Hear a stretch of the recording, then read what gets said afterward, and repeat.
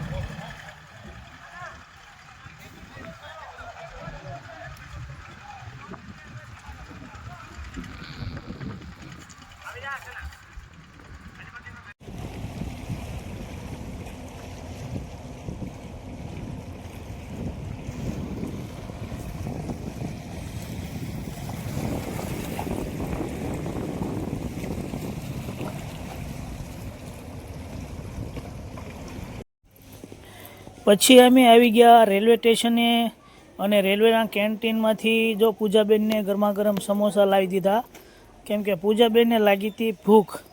દરિયા કિનારે ગયા હતા પીપાઓનો દરિયો જોવા. પછી અમને રેલવે કેન્ટીનમાંથી સમોસા ગરમા ગરમ લાવી દીધા અને જો પૂજાબેન ગરમા